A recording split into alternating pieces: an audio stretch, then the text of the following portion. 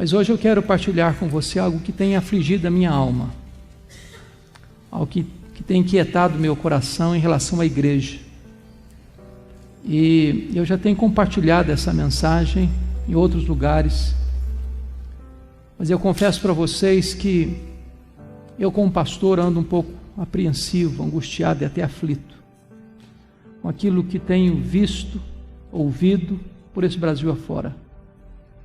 Deus me tem dado o privilégio de em mais de 1000 igrejas, das mais diferentes matizes denominacionais, e parece-me que este diagnóstico está presente na vasta maioria das igrejas. E eu hoje gostaria de trazer esse desafio para o seu coração. Eu quero que você abra comigo então sua Bíblia em Apocalipse, capítulo 1, e nós vamos ler dos versos 9 a 13. Apocalipse 1, 9 a 13.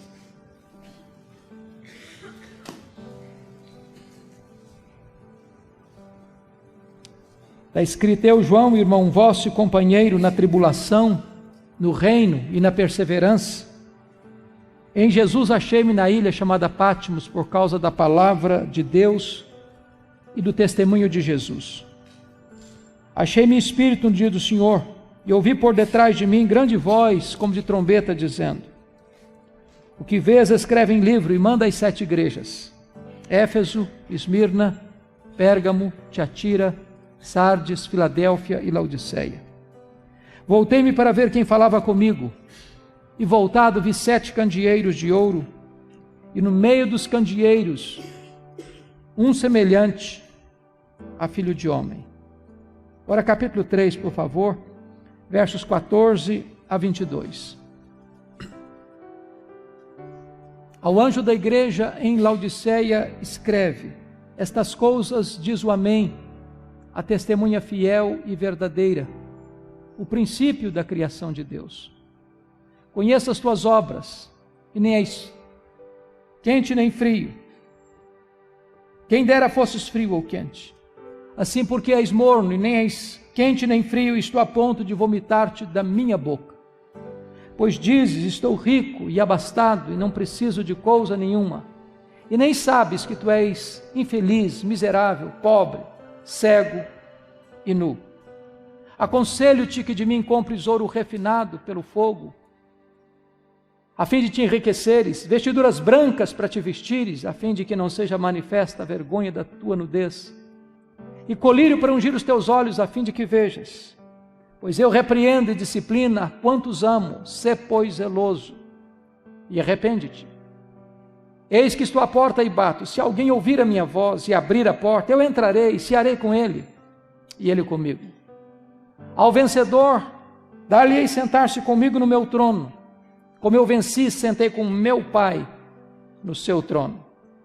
Quem tem ouvidos, ouça o que o Espírito diz às igrejas. Amém. Meus irmãos, já corria o ano de 54 da era cristã, quando Nero assumiu o governo de Roma como imperador, aos 17 anos de idade. E desde que esse jovem imperador assumiu o governo de Roma, é que a preocupação de um período muito difícil surgiria na vida da igreja. Ele era um camarada louco, megalomaníaco, violento e devasso. Mandou matar sua própria mãe, outros membros da sua família. 10 anos depois que Nero estava governando Roma, exatamente no ano 64, precisamente no dia 17 de julho daquele ano, esse homem, diz os historiadores, incendiou a capital do império. Queria reconstruir a Roma mais bela.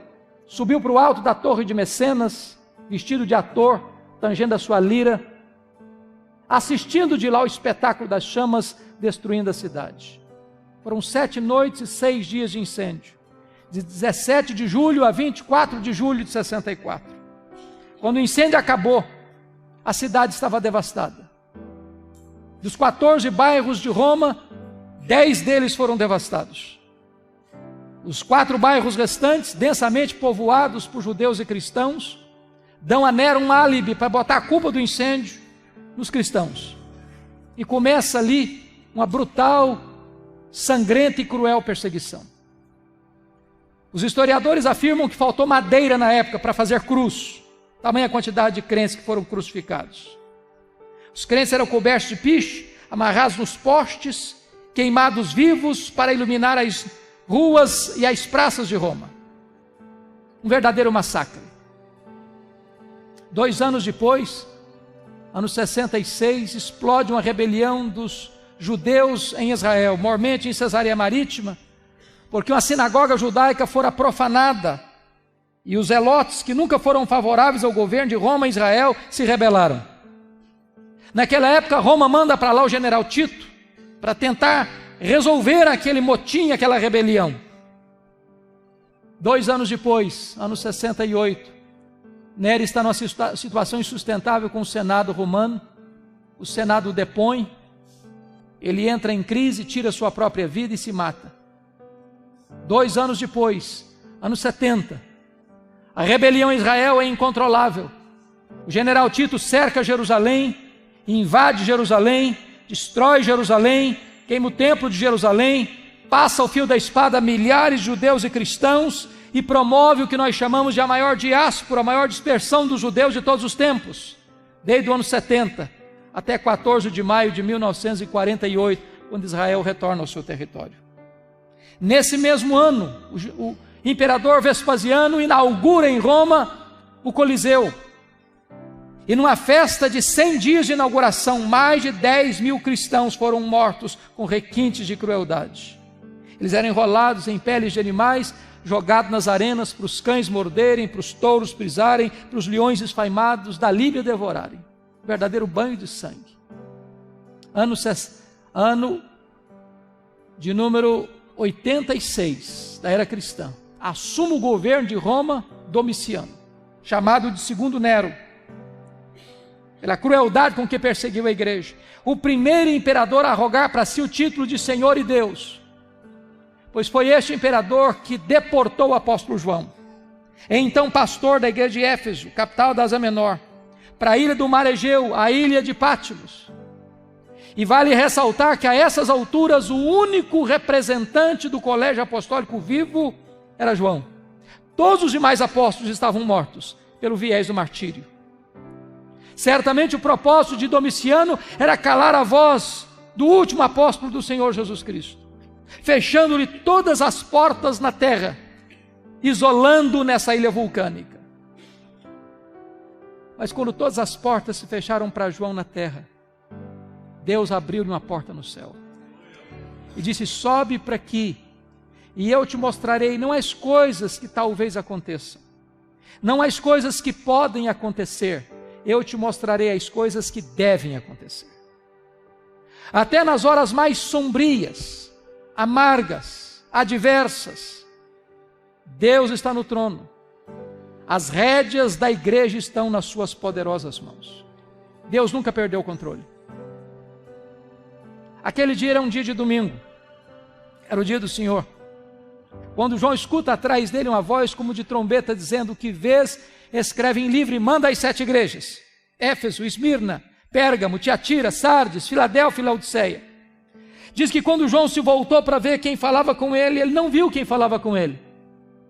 Ele viu 7 candeeiros de ouro. Ele viu as 7 igrejas.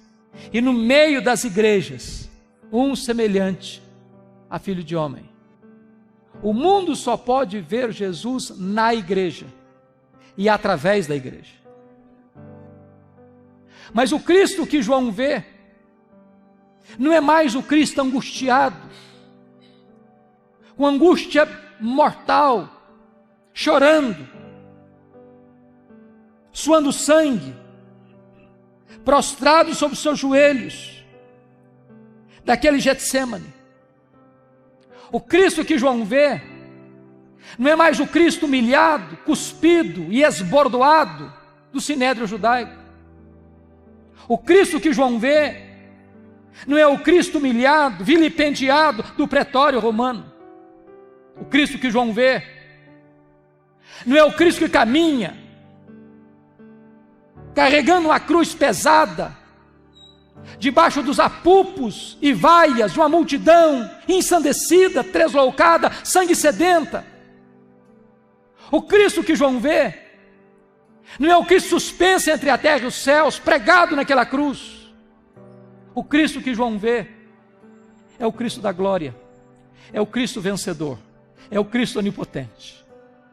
Diz o texto que seus cabelos não estavam mais cheios de sangue e poeira, mas eram brancos como a neve, como a lã. Seus olhos não estavam mais empapuçados de sangue, mas eram como chamas de fogo. Suas mãos não estavam mais esmagadas pelos cravos, mas sustentavam a igreja. Seus pés não estavam mais presos ao lenho, mas eram como bronze polido.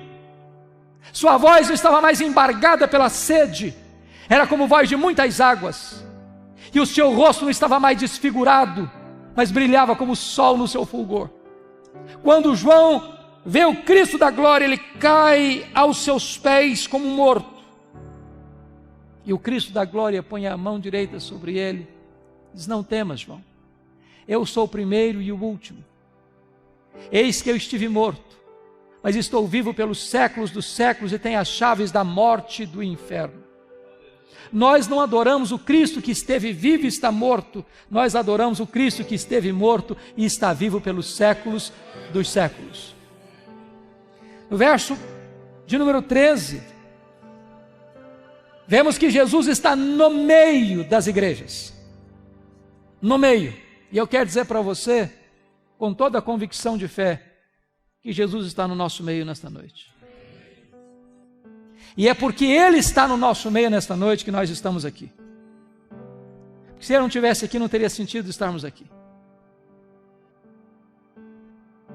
E Ele está no nosso meio. Não apenas de forma estática. Olha comigo o capítulo 2, versículo 1. Porque diz aí que Ele não está apenas presente no meio das igrejas, mas Ele anda no meio das igrejas. E eu quero dizer para você também que Jesus está andando entre nós nesta noite, para sondar a igreja, para corrigir a igreja, para exortar a igreja, para encorajar a igreja, para fazer promessas à igreja.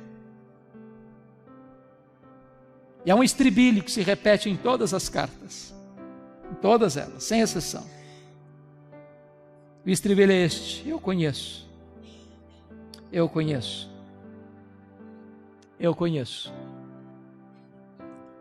eu conheço,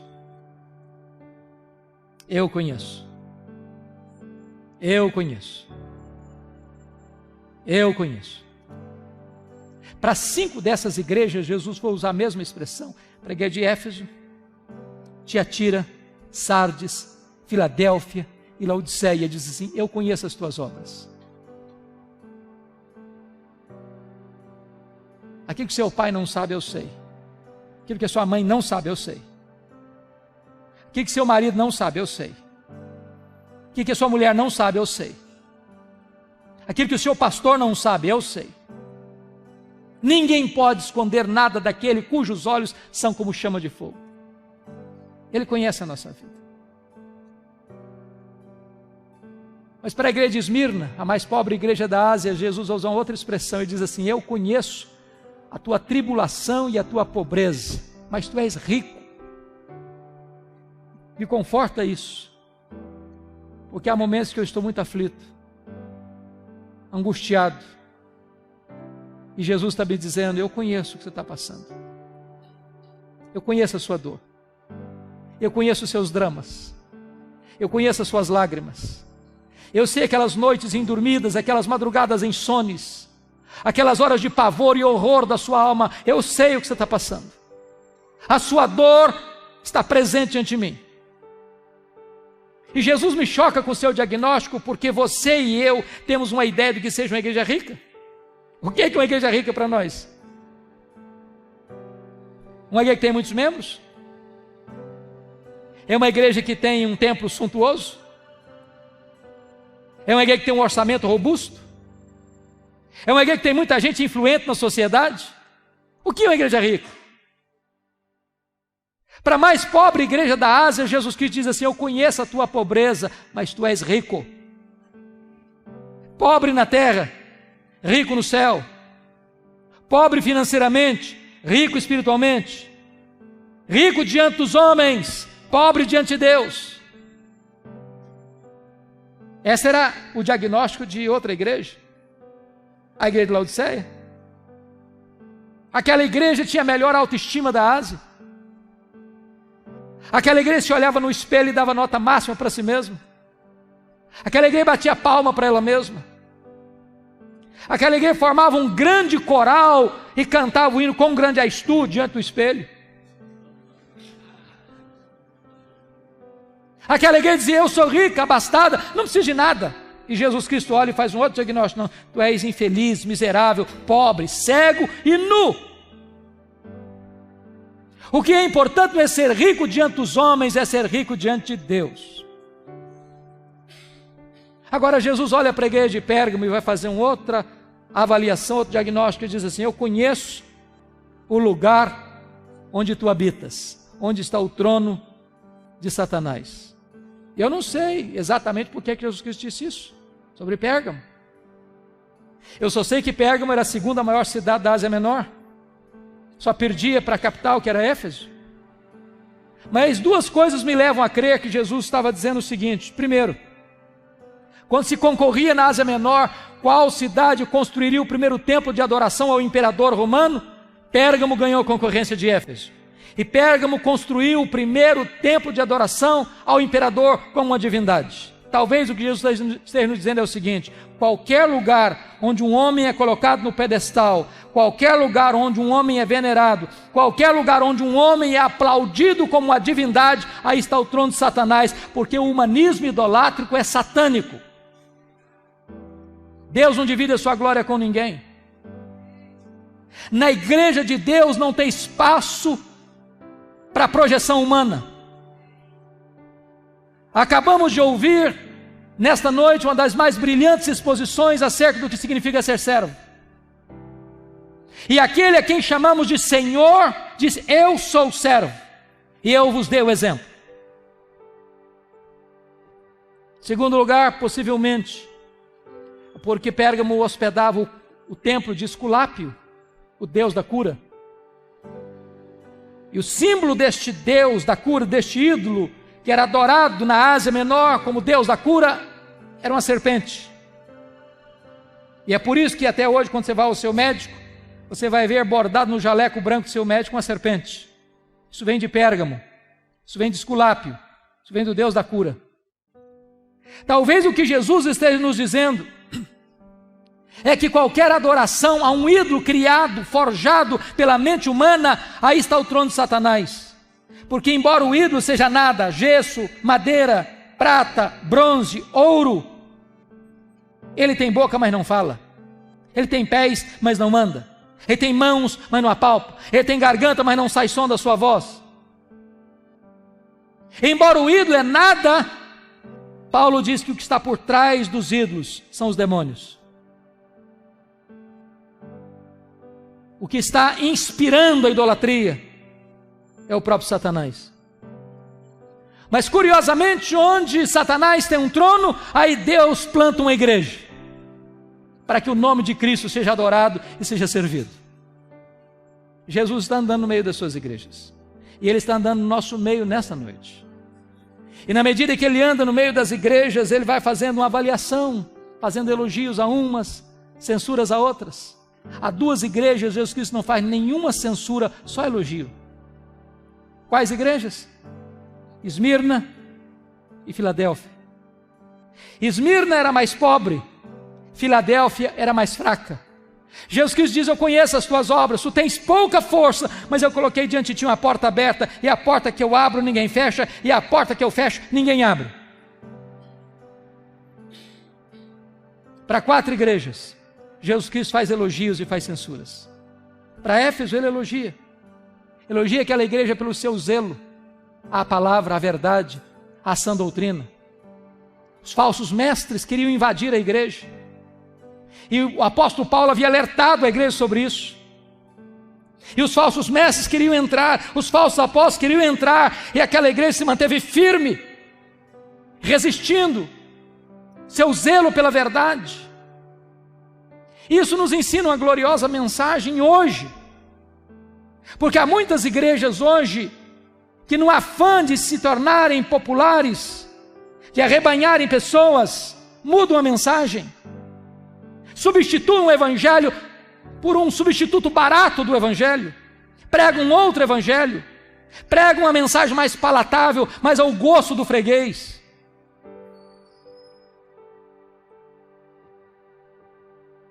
E é preciso dizer com todas as letras que o nosso papel não é sermos populares, mas sermos fiéis. Nós não temos o direito de mudar a mensagem para agradar as pessoas. Nós não fomos chamados para sermos artistas, mas para sermos servos. E Jesus elogia aquela igreja pela sua fidelidade. Nenhuma igreja que transija com a verdade de Deus pode agradar o Deus da palavra. Mas Jesus se dirige a esta mesma igreja e diz assim: eu tenho uma coisa, porém, contra ti, é que tu abandonaste o teu primeiro amor. E aqui me vem um grande risco, porque às vezes na defesa da verdade a igreja pode perder a piedade, conserva a sua ortodoxia, mas perde o seu fervor, conserva a sã doutrina, mas perde o seu entusiasmo, é ortodoxa de cabeça, mas é herege de conduta, tem fogo na mente, luz na mente, como dizia Jonathan Edwards, mas não tem fogo no coração. Isso é dramático, dramático. Talvez nas nossas chamadas igrejas históricas, graças a Deus, a gente não vê heresia, muito raramente você vê uma heresia pregada, mas também falta fervor. Como dizia John Wesley aos seus alunos: meus filhos, ponham fogo no seu sermão, ou então põe o seu sermão no fogo.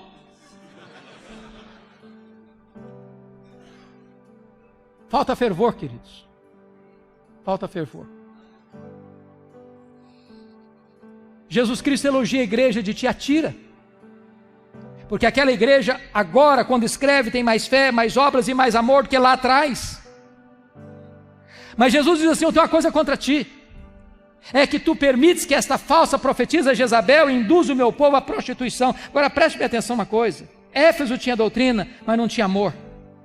Tiatira tinha amor, mas não tinha doutrina. Nós poderíamos ser a igreja mais acolhedora da cidade. Nós poderíamos ser a igreja onde o culto fosse a coisa mais gostosa de participar da cidade. Nós poderíamos ter uma congregação plena de comunhão, de koinonia. Mas se nos falta a sã doutrina, essa igreja também não agrada a Jesus.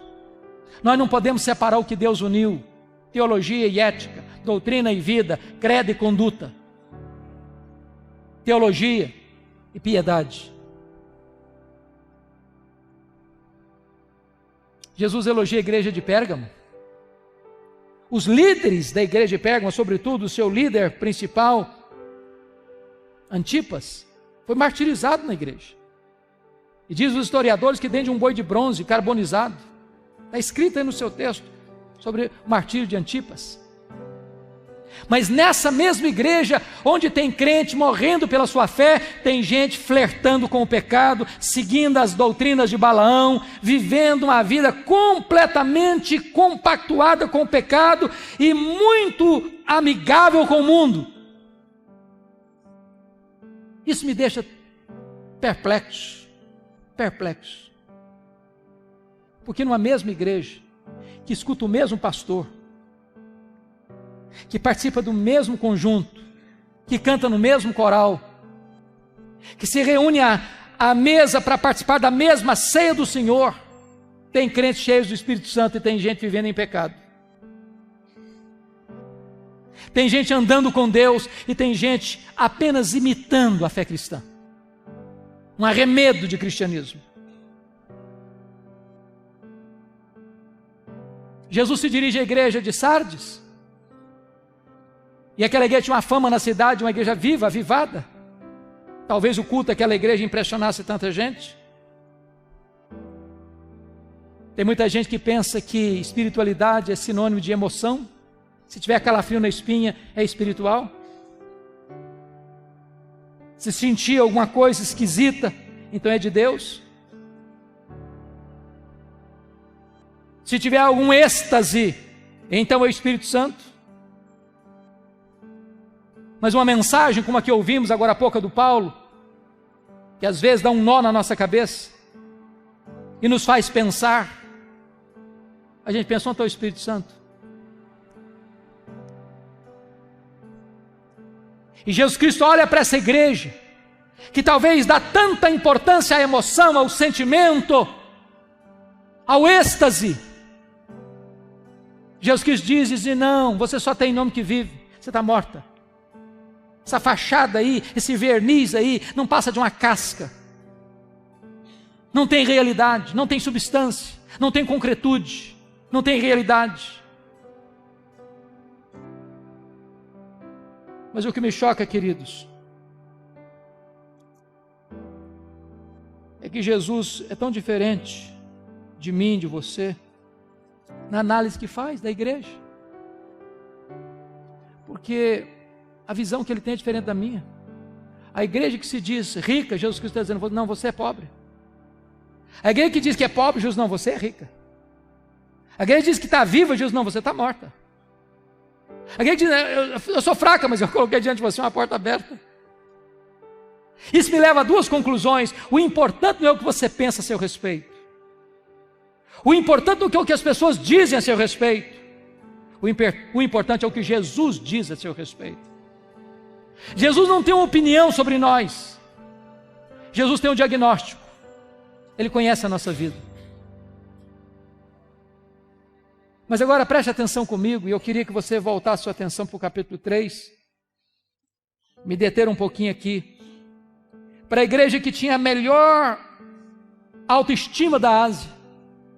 Para a igreja que deu a melhor nota para si mesma.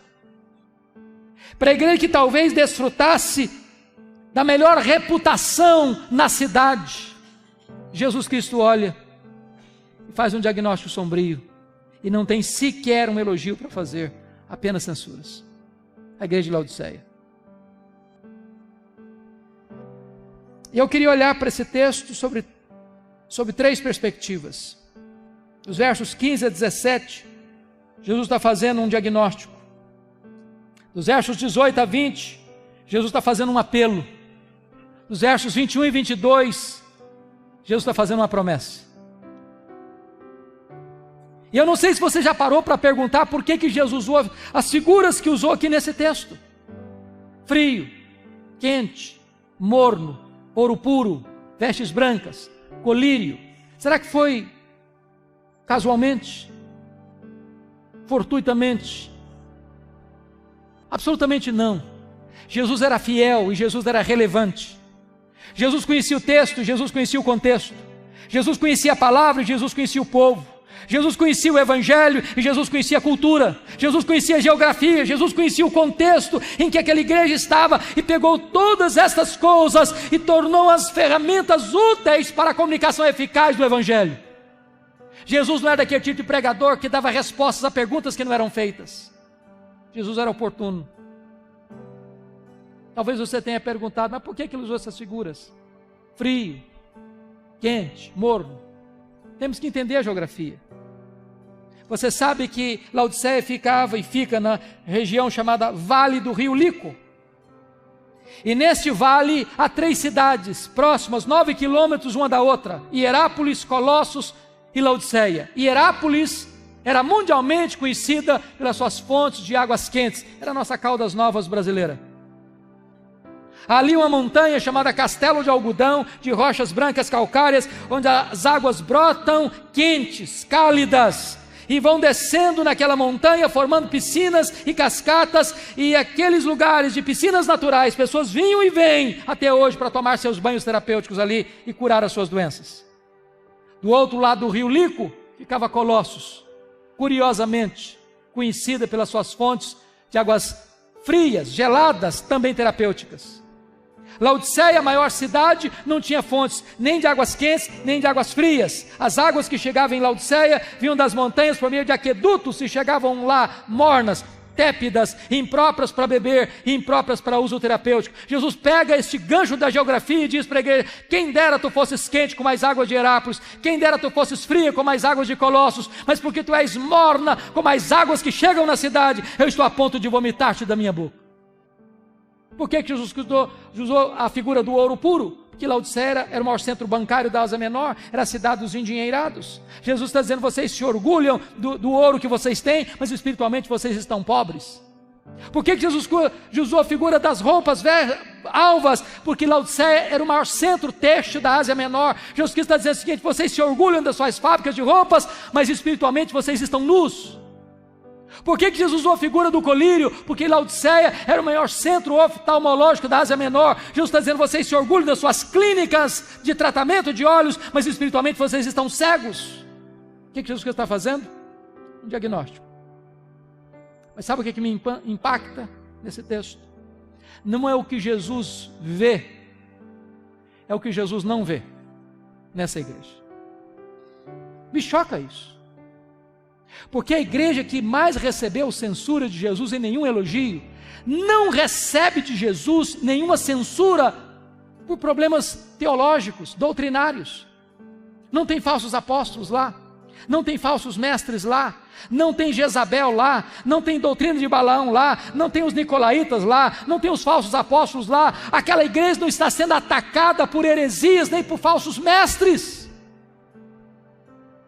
Diríamos hoje que Laodiceia seria uma igreja ortodoxa.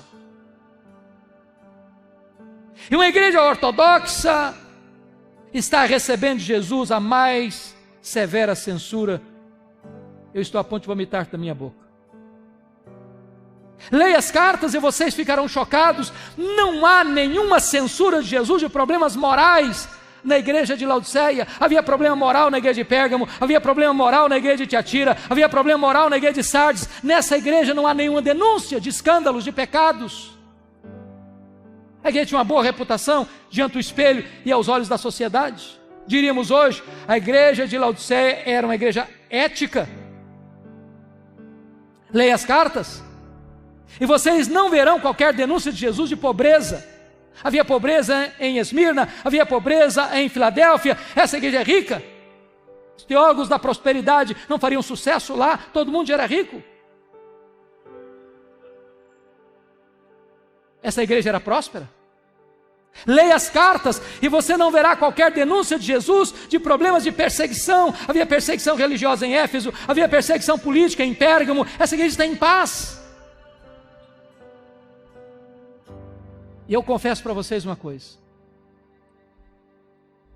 se eu morasse lá, naquela ocasião, eu queria ser membro da igreja de Laodiceia. Era a melhor igreja. A melhor igreja.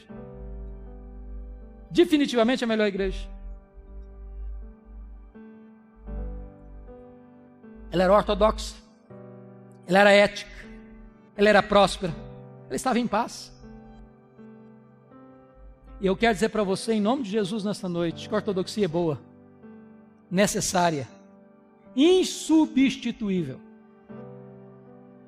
Eu quero dizer para você que a ética é necessária, que ela é boa, que ela é insubstituível. Eu quero dizer para você que a prosperidade é uma bênção de Deus. E a maioria de nós que está aqui tem mais do que necessita para viver.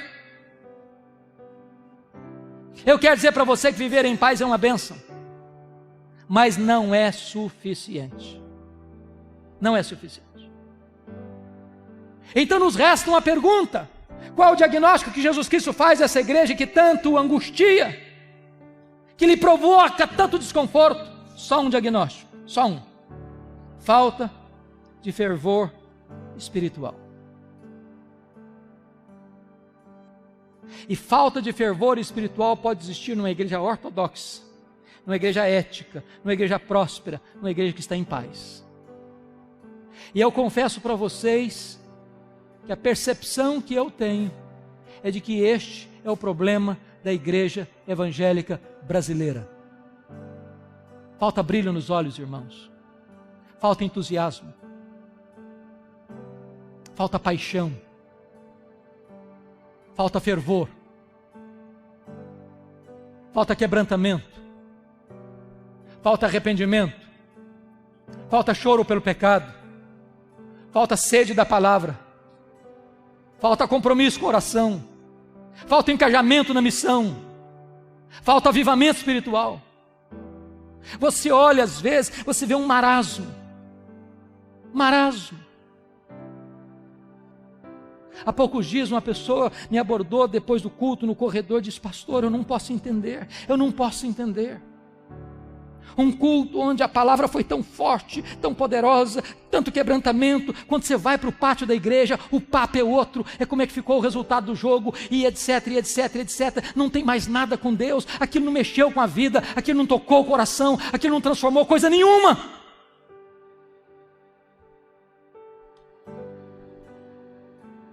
Eu temo, irmãos, que a igreja evangélica brasileira esteja dando passos largos e decisivos rumo à secularização.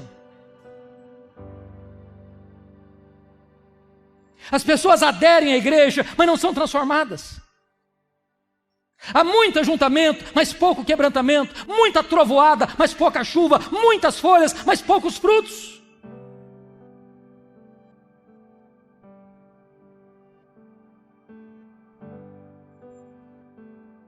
O índice de divórcio hoje dentro da igreja é quase o mesmo fora da igreja. O índice de rapaz e moça que vai para a cama na época do namoro é quase o mesmo dentro da igreja que fora da igreja. A igreja evangélica brasileira está sendo mais conhecida pelos seus escândalos do que pelo seu exemplo.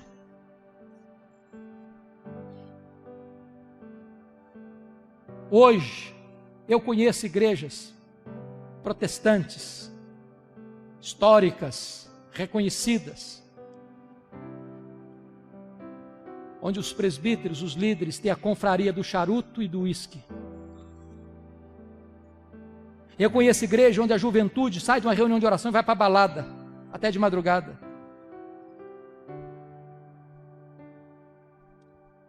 Há poucos dias um pastor me disse chorando: a minha denominação esse ano não batizou um crente por igreja, em média, durante o ano. Estive pregando em São Paulo há poucos dias, e um pastor me disse que no seu presbitério, a média de pessoas recebidas naquele ano foi um membro por igreja no ano. Há 15 dias estava pregando lá em Pinheiros, e uma pessoa se aproximou de mim e disse: pastor, eu pertenço a um presbitério, o reduto do conservadorismo em São Paulo, e o nosso presbitério demorou 23 anos para plantar uma igreja. E nós temos boas desculpas teológicas para isso.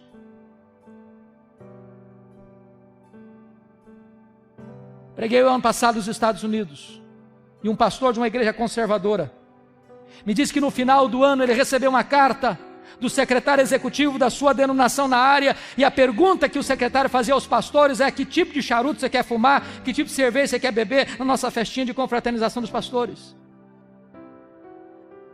Há 15 dias estive pregando num congresso em Nova York, e o pastor que me levava para uma Assembleia de Deus para pregar à noite me disse: pastor Hernandes, no meu bairro aqui onde está a nossa igreja, 11 templos estão sendo vendidos porque o povo já não vem mais para a igreja.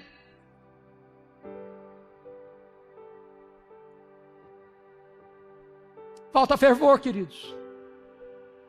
Falta fervor.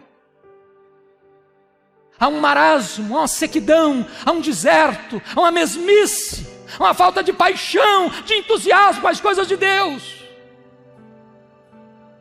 E nós estamos nos olhando no espelho e nos achando o máximo.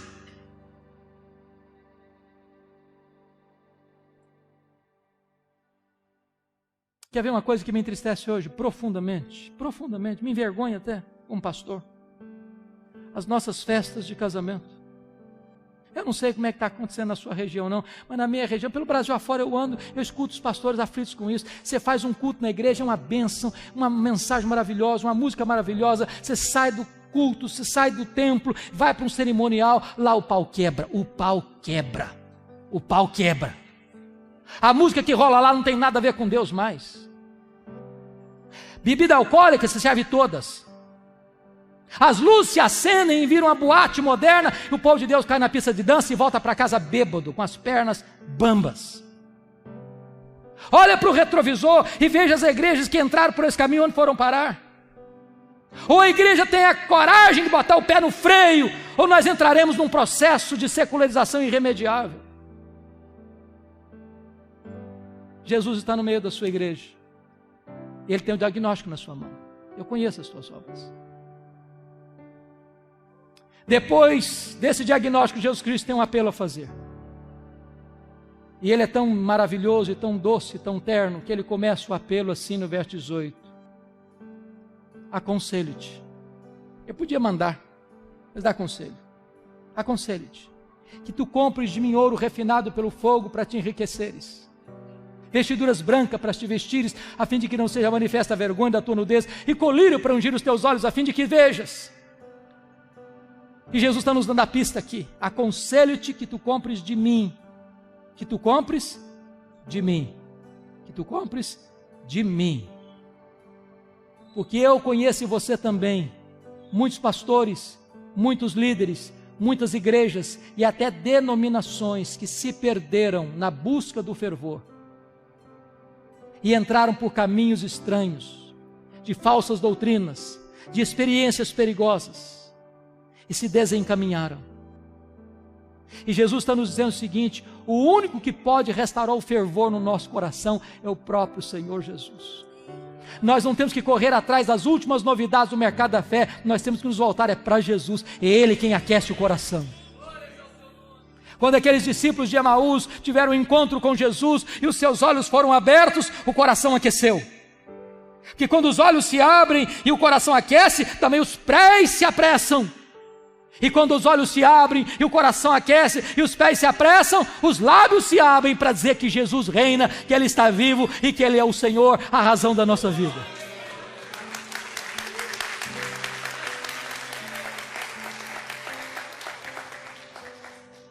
Quando chega no verso 19, Jesus tem uma afirmação a fazer e uma ordem a dar. Ele diz assim: eu repreendo e disciplino a quantos amo.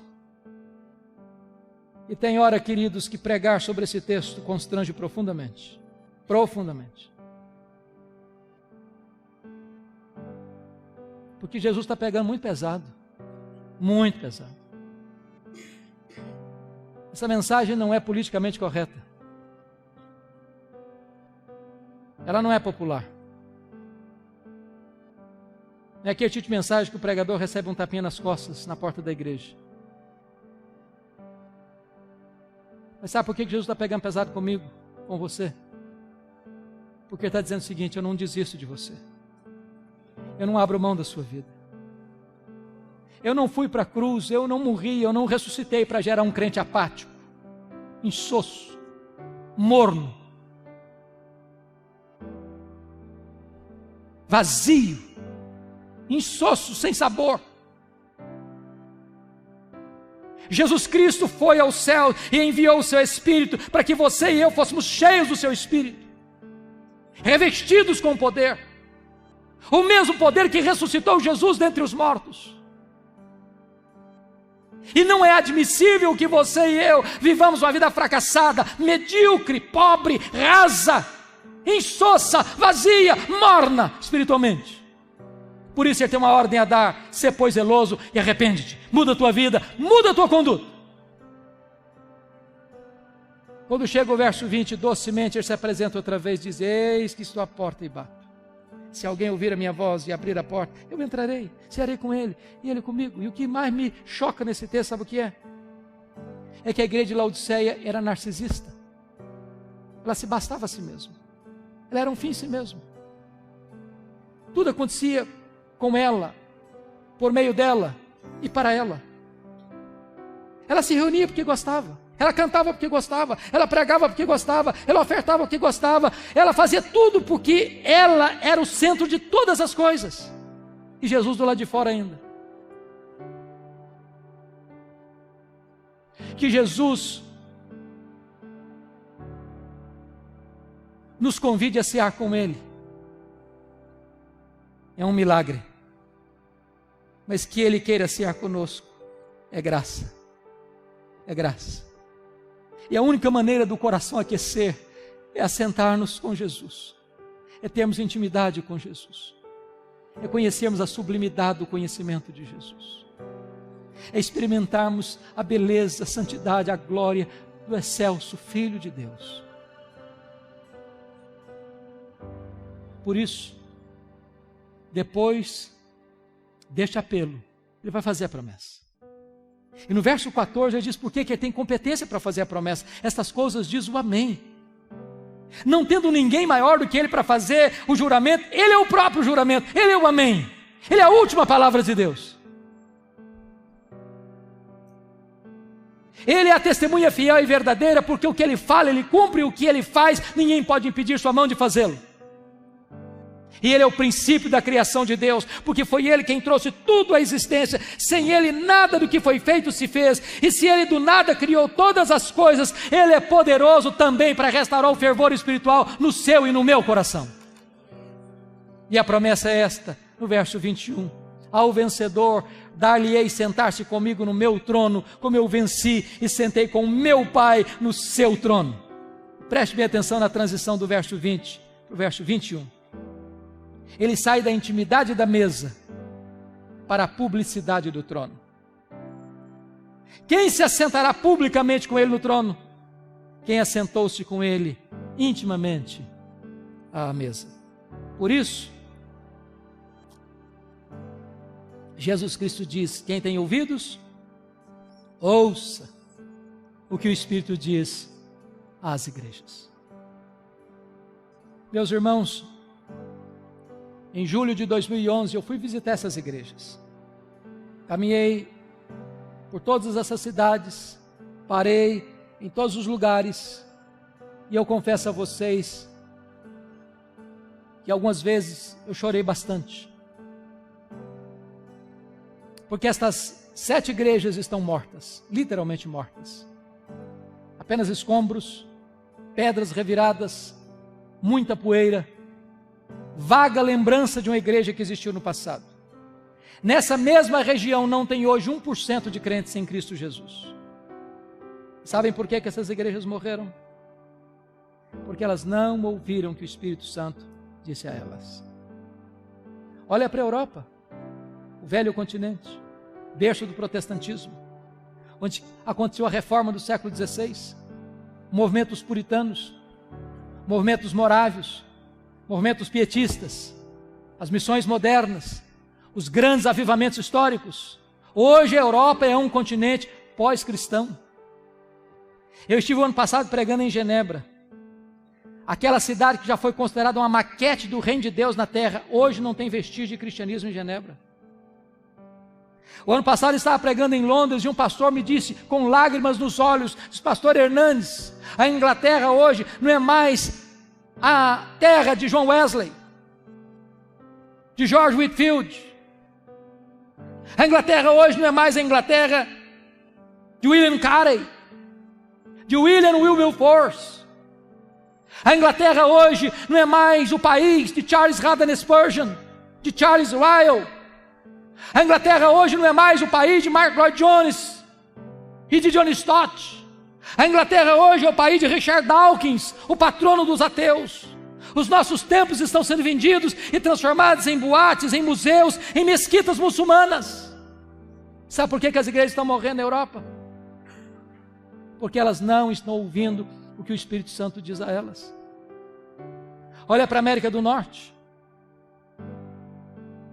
onde você tem tantas chamadas dead churches, igrejas mortas, templos enormes, vazios, denominações inteiras capituladas, rendidas ao liberalismo, e os seminários que formaram teólogos, pastores, missionários que abençoaram o mundo, hoje estão gerando morte. Denominações inteiras perdendo centenas, milhares de membros todos os anos, todos os anos, todos os anos. Denominações que, não obstante preservem a ortodoxia, estão minguando.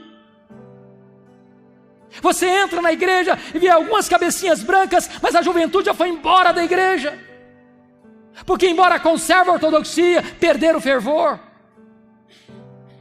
Como disse para vocês, apenas num bairro de Nova York, 11 templos vendidos, porque não tem mais gente para frequentar.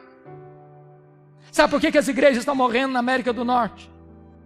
Porque elas não estão ouvindo o que o Espírito Santo diz a elas. Olha para o Brasil, queridos. Olha para o Brasil, onde você já tem denominações capituladas ao liberalismo, perdendo membros ano após ano, minguando, paradas, estagnadas. Onde você tem outros redutos lotados de multidões e multidões, mas não tem evangelho, mas não tem boas novas, mas não prega sobre arrependimento, mas não se prega sobre justificação pela fé, não se prega sobre regeneração, não se prega sobre as glórias por vir. Olha para as denominações, que embora algumas conservem a ortodoxia, mas perderam o fervor, perderam o entusiasmo. Meus irmãos, a cada 3 gerações uma igreja pode correr o risco de entrar num processo de secularização. Aquela geração que nasceu lá no Egito, morreu no deserto. Aquela segunda geração que nasceu no deserto, entrou na terra prometida. Mas aquela geração que nasceu na terra prometida, a terceira geração, já não conhecia Deus mais. Talvez os nossos avós foram mais crentes que os nossos pais. Talvez os nossos pais foram ou são mais crentes do que nós. Talvez nós estamos sendo mais crentes que os nossos filhos. Se Deus não tiver misericórdia, os nossos netos podem herdar uma igreja fria, apática, secularizada. A minha oração e o clamor da minha alma é que Deus nos desperte, é que Deus nos inflame, é que Deus nos aqueça, é que Deus nos traga de volta a pureza do Evangelho, a beleza do Evangelho, a glória do Evangelho. Que nós não nos contentemos apenas em defendermos a ortodoxia, mas que nós tenhamos o coração cheio de fogo, que a igreja se prostre para buscar a Deus, experimentar um poderoso reavivamento espiritual, para que a igreja, ainda que pareça hoje em alguns lugares como um vale de ossos secos, Deus possa soprar com o seu Espírito, tirar as cinzas, acender as brasas e levantar um fogo santo. Que Deus tenha misericórdia de nós, que Deus restaure a nossa sorte. Amém. Vamos orar juntos, queridos. Vamos orar juntos. Se você quiser vir aqui à frente orar comigo, tiver a liberdade de fazer isso, pode vir, vamos buscar a Deus.